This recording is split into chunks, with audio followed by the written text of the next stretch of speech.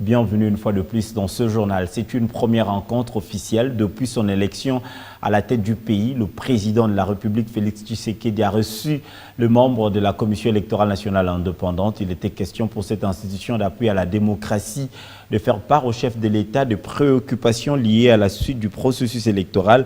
Félix Tshisekedi a instruit la CENI à bien conserver le matériel recyclable ayant servi au scrutin du 30 décembre 2018. À l'approche de la fin de son mandat, en juin 2019, la CENI s'apprête à présenter son rapport général sur les 3 scrutins du 30 novembre à l'Assemblée nationale, ainsi que la suite des autres scrutins de gouverneurs et sénateurs.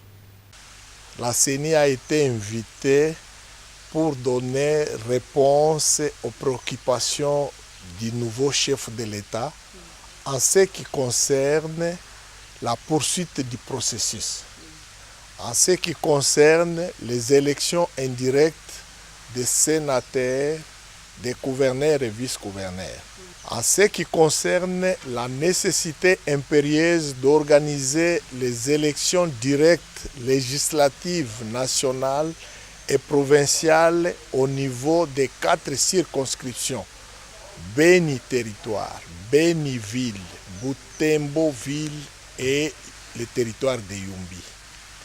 En ce qui concerne la nécessité de récupérer les matériels utilisables comme kit, comme machine à voter pour leur mise au point.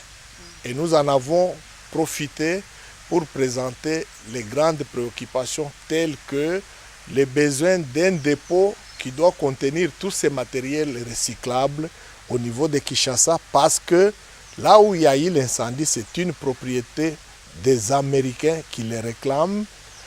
Il y a eu besoin de sièges de CENI et d'autres entrepôts à travers le pays.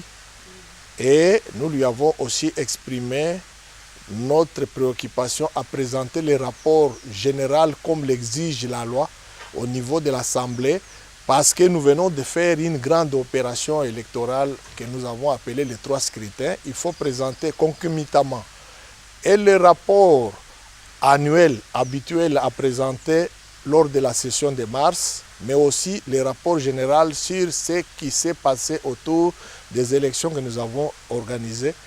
Il ne faut pas aussi oublier que nous sommes presque fin mandat. Le mandat est censé être terminé le 30 juin 2019, alors que le calendrier prévoit les élections directes des conseillers de secteur et chefferie aux alentours du mois de septembre-octobre 2019, et que les indirects devraient avoir lieu vers la fin de l'année, aux alentours de l'année 2020.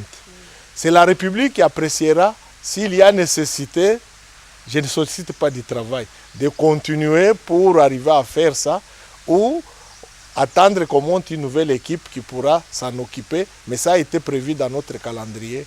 Nous en avons effectivement parlé.